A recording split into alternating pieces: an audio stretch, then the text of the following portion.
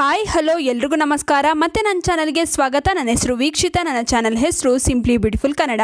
ಇವತ್ತಿನ ವಿಡಿಯೋನಲ್ಲಿ ಕಾಶಿ ಕಣಗಿಲೆ ಅಥವಾ ಸದಾಪುಷ್ಪ ಗಿಡದಿಂದ ಯಾವೆಲ್ಲ ಆರೋಗ್ಯ ಸಮಸ್ಯೆಗಳನ್ನು ಗುಣಪಡಿಸಿಕೊಳ್ಳಬಹುದು ಎಂದು ತಿಳಿಯೋಣ. ಅದಕ್ಕಿಂತ ಮೊದಲು ನೀವೇನಾದರೂ ನನ್ನ ಚಾನಲ್ಗೆ ಸಬ್ಸ್ಕ್ರೈಬ್ ಮಾಡ್ಕೊಂಡಿಲ್ಲ ಅಂದರೆ ದಯವಿಟ್ಟು ನನ್ನ ಚಾನಲ್ಗೆ ಸಬ್ಸ್ಕ್ರೈಬ್ ಮಾಡ್ಕೊಳ್ಳಿ. ಹಾಗೆ ಪಕ್ಕದಲ್ಲೇ ಇರುವ ಬೆಲ್ ಬಟನನ್ನು ಕ್ಲಿಕ್ ಮಾಡಿ. ಮನೆ ಅಂಗಳದಲ್ಲಿ ಬೆಳೆದು ಮನೆಯ ಅಂದವನ್ನು ಹೆಚ್ಚಿಸುವ ಹೂಗಳನ್ನು ಯಾರು ಇಷ್ಟಪಡುವುದಿಲ್ಲ ಹೇಳಿ. ಇನ್ನು ಮನೆ ಅಂಗಳದಲ್ಲಿ ಬೆಳೆದ ಹೂಗಳಿಂದ ಆರೋಗ್ಯವನ್ನು ಕೂಡ ಹೆಚ್ಚಿಸಿಕೊಳ್ಳಬಹುದು. ಒಂದೊಂದು ಹೂವು ಅಥವಾ ಗಿಡ ಅದರದ್ದೇ ಆದ ಮಹತ್ವವನ್ನು ಹೊಂದಿರುತ್ತದೆ. ಆದರೆ ಅವುಗಳ ಬಳಕೆಯ ಸರಿಯಾದ ವಿಧಾನ ನಮಗೆ ತಿಳಿದಿರುವುದಿಲ್ಲ ಅಷ್ಟೇ. ಇನ್ನು ಅಂತಹ ಹೂಗಳಲ್ಲಿ ಸದಾಪುಷ್ಪ ಅಥವಾ ಕಾಶಿ ಕಣಗಿಲೆ ಹೂವಿನ ಗಿಡ ಕೂಡ ಒಂದು. ಈ ಹೂವನ್ನು ನಿತ್ಯ ಮಲ್ಲಿಗೆ ಎಂದು ಕೂಡ ಕರೆಯಲಾಗುತ್ತದೆ. ಈ ಗಿಡದ ಎಲೆಗಳು, ಹೂವು, ಬೇರು ವಿಶಿಷ್ಟ ಔಷಧೀಯ ಗುಣಗಳನ್ನು ಹೊಂದಿದೆ. ಇದರಲ್ಲಿ 2 ವಿಧಗಳಿವೆ. ಒಂದು ಜಾತಿಯ ಗಿಡ ಬಿಳಿ ಹೂವುಗಳನ್ನು ಬಿಟ್ಟರೆ ಇನ್ನೊಂದು ನಸುಗೆಂಪು ಹೂವನ್ನು ಬಿಡುತ್ತದೆ. ಇವೆರಡರಲ್ಲಿ ಯಾವುದು ಯೋಗ್ಯ ಎಂದು ನೀವು ಕೇಳೋದಾದರೆ ಇವೆರಡು ಸಮಾನ ಗುಣಧರ್ಮ ಮತ್ತು ಉತ್ತಮ ಔಷಧೀಯ ಗುಣಗಳನ್ನು ಹೊಂದಿದೆ. ಇವೆರಡರಲ್ಲಿ ಯಾವುದಾದರೂ ಬಳಸಬಹುದು. ಇನ್ನು ಭಾರತೀಯ ಆಯುರ್ವೇದ ಪದ್ಧತಿಯಲ್ಲಿ ಸದಾಪುಷ್ಪ ಗಿಡವನ್ನು ಬಳಸಲಾಗುತ್ತದೆ. ಇನ್ನು ಇದನ್ನು ಲುಕೇಮಿಯಾ ಅಂದರೆ ರಕ್ತದ ಕ್ಯಾನ್ಸರ್ನಿಂದ ಹಿಡಿದು ಮಧುಮೇಹ, ಮಲೇರಿಯಾ, ಗಂಟಲು ನೋವುಗಳಿಗೆ ಇದನ್ನು ಬಳಸಲಾಗುತ್ತಿದ್ದು ಪ್ರಯೋಜನ ಪಡೆಯುವಲ್ಲಿ ಯಶಸ್ವಿಯಾಗಿದ್ದಾರೆ.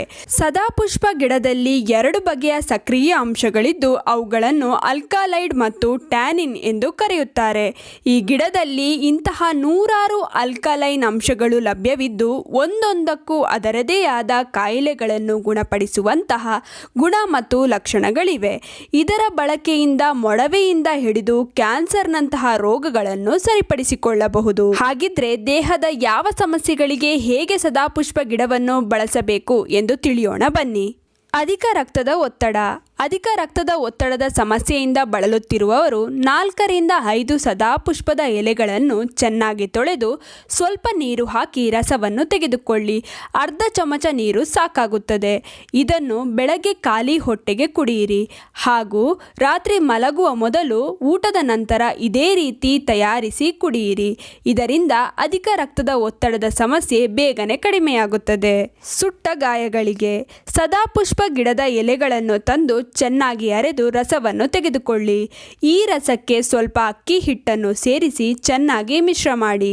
ಸುಟ್ಟ ಗಾಯ ಅಥವಾ ಸುಟ್ಟ ಬೊಬ್ಬೆ ಬಂದ ಗಾಯದ ಮೇಲೆ ದಪ್ಪವಾಗಿ ಹಚ್ಚುವುದರಿಂದ ಗಾಯ ಬೇಗನೆ ವಾಸಿಯಾಗುತ್ತದೆ. ಗಾಯಗಳಿಗೆ ಅಥವಾ ಕಜ್ಜಿಗಳಿಗೆ. ಸದಾಪುಷ್ಪ ಗಿಡದ ಸ್ವಲ್ಪ ಎಲೆಗಳನ್ನು ತೆಗೆದುಕೊಂಡು ಚೆನ್ನಾಗಿ ತೊಳೆದುಕೊಳ್ಳಿ. ಅದನ್ನು ಅರೆದು ಪೇಸ್ಟ್ ಮಾಡಿಕೊಳ್ಳಬೇಕು. ಇದನ್ನು ಗಾಯಗಳಿಗೆ ಅಥವಾ ಹುಣ್ಣುಗಳಿಗೆ ಹಚ್ಚಬೇಕು.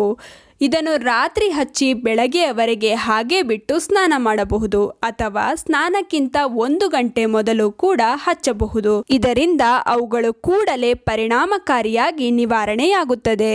ನಿತ್ಯವೂ ಇದೇ ರೀತಿ ಮಾಡುತ್ತಾ ಬಂದರೆ ಈ ಸಮಸ್ಯೆ ಬೇಗನೆ ಕಡಿಮೆಯಾಗುತ್ತದೆ. ಅಧಿಕ ರಕ್ತಸ್ರಾವದ ತೊಂದರೆಯಿಂದ ಬಳಲುತ್ತಿರುವವರಿಗೆ. ಬಹಳಷ್ಟು ಹೆಣ್ಣು ಮಕ್ಕಳಿಗೆ ಪಿರಿಯಡ್ ಸಮಯದಲ್ಲಿ ಅಧಿಕ ರಕ್ತಸ್ರಾವದ ತೊಂದರೆ ಇದೆ. ಅಂಥವರು 6 ರಿಂದ 8 ಎಲೆಗಳನ್ನು ತೆಗೆದುಕೊಳ್ಳಿ. ಇವುಗಳನ್ನು 2 ಲೋಟ ನೀರಿಗೆ ಹಾಕಿ ಚೆನ್ನಾಗಿ ಕುದಿಸಿ. ನೀರು ಅರ್ಧ ಕಪ್ ಆಗುವವರೆಗೆ ಕುದಿಸಬೇಕು. ಈ ನೀರನ್ನು ಕುಡಿಯಬೇಕು. ಈ ರೀತಿಯಾಗಿ ತಿಂಗಳಿಗೆ ಒಮ್ಮೆ ಮಾಡಿದರೆ ಸಾಕು. ಪಿರಿಯಡ್ ಸಮಯದಲ್ಲಿ ತೀವ್ರ ರಕ್ತಸ್ರಾವವಾಗುವುದಿಲ್ಲ. ಮೊಡವೆಯಿಂದ ಬಳಲುತ್ತಿರುವವರು ಸದಾಪುಷ್ಪ ಗಿಡದ 6 ರಿಂದ 7 ಎಲೆಗಳನ್ನು ತೆಗೆದುಕೊಳ್ಳಿ. ಇದನ್ನು ಅರೆದು ಪೇಸ್ಟ್ ಮಾಡಿಕೊಳ್ಳಿ.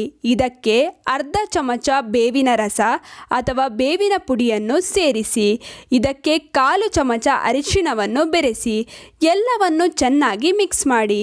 ಮುಖ ತೊಳೆದುಕೊಂಡು ಈ ಮಿಶ್ರಣವನ್ನು ಮೊಡವೆಗಳಿಗೆ ಹಚ್ಚಿ ಒಣಗಲು ಬಿಡಿ. ಆಮೇಲೆ ಬರೀ ನೀರಿನಿಂದ ಮುಖವನ್ನು ತೊಳೆಯಿರಿ. ಬೇಗನೆ ಮೊಡವೆಗಳು ಕಡಿಮೆಯಾಗುವುದಲ್ಲದೆ ಇದರ ಜೊತೆಗೆ ಮೊಡವೆ ಕಲೆಗಳು ಕೂಡ ಕಡಿಮೆಯಾಗುತ್ತದೆ. ಒಳ್ಳೆಯ ಫಲಿತಾಂಶಕ್ಕಾಗಿ ಪ್ರತಿದಿನ ಬಳಸಿ. ನಿದ್ರಾಹೀನತೆ ಮತ್ತು ಡಿಪ್ರೆಷನ್. ಕೆಲವರು ನಿದ್ರಾಹೀನತೆ ಹಾಗೂ ಡಿಪ್ರೆಷನ್ನಿಂದ ಬಳಲುತ್ತಿರುತ್ತಾರೆ. ಅಂಥವರು ರಾತ್ರಿ ಊಟದ ನಂತರ 4 ರಿಂದ 5 ಸದಾಪುಷ್ಪ ಎಲೆಯ ರಸವನ್ನು ಪ್ರತಿನಿತ್ಯ ಸೇವಿಸಿದರೆ ಈ ಸಮಸ್ಯೆ ಕಡಿಮೆಯಾಗುತ್ತದೆ. ಹುಳುಗಳ ಕಡಿತ. ಹುಳು ಕೀಟಗಳು ಕಚ್ಚಿದಾಗ ಕೆಂಪಗೆ ದದ್ದುಗಳಾಗಿ ತುರಿಕೆಯಾಗುತ್ತದೆ. ಆದರೆ ಆ ಭಾಗದ ಮೇಲೆ ಸದಾಪುಷ್ಪ ಎಲೆಯ ರಸವನ್ನು ಹಿಂಡಿದರೆ ಕೂಡಲೇ ಈ ಸಮಸ್ಯೆಯಿಂದ ಉಪಶಮನ ಸಿಗುತ್ತದೆ. ನೋವು ಉರಿಯೂತ ಕೂಡ ಕಡಿಮೆಯಾಗುತ್ತದೆ. ಸಕ್ಕರೆ ಕಾಯಿಲೆ ಕಡಿಮೆಯಾಗುತ್ತದೆ. ಮಧುಮೇಹ ಸಮಸ್ಯೆಯಿಂದ ಬಳಲುತ್ತಿದ್ದರೆ ಅಂಥವರು ಪ್ರತಿದಿನ ಬೆಳಗ್ಗೆ ಸದಾಪುಷ್ಪದ 4 ಹೂಗಳನ್ನು ಖಾಲಿ ಹೊಟ್ಟೆಗೆ ಸೇವಿಸಿದರೆ ಮಧುಮೇಹದ ಸಮಸ್ಯೆ ಬೇಗನೆ ನಿಯಂತ್ರಣಕ್ಕೆ ಬರುತ್ತದೆ. ನೋಡಿದ್ರಲ್ಲ, ಸದಾಪುಷ್ಪ ಗಿಡದಿಂದ ಎಷ್ಟೆಲ್ಲ ಆರೋಗ್ಯ ಲಾಭ ನಮ್ಮ ದೇಹಕ್ಕೆ ಸಿಗುತ್ತದೆ ಎಂದು. ಇನ್ನು ಈ ವಿಡಿಯೋ ನಿಮ್ಮೆಲ್ರಿಗೂ ಇಷ್ಟ ಆಗಿರುತ್ತೆ ಅಂತ ಅಂದ್ಕೊಂಡಿದ್ದೀನಿ. ಹೇಗನ್ನಿಸ್ತು ಅಂತ ಕಮೆಂಟ್ ಸೆಕ್ಷನಲ್ಲಿ ತಿಳಿಸೋದನ್ನ ಮರಿಬೇಡಿ. ಆದಷ್ಟು ಈ ವಿಡಿಯೋನ ನಿಮ್ಮ ಫ್ರೆಂಡ್ಸ್ ಹಾಗೂ ಫ್ಯಾಮಿಲಿ ಜೊತೆ ಶೇರ್ ಮಾಡ್ಕೊಳ್ಳಿ. ಹಾಗೆ ಲೈಕ್ ಮಾಡೋದನ್ನ ಮರಿಬೇಡಿ. ಹೀಗೆ ಪ್ರೋತ್ಸಾಹ ಕೊಡ್ತಾ ಇರಿ. ಪ್ರೋತ್ಸಾಹ ಕೊಡ್ತಿರೋ ನಿಮ್ಮೆಲ್ರಿಗೂ ತುಂಬಾನೇ ಥ್ಯಾಂಕ್ ಯು.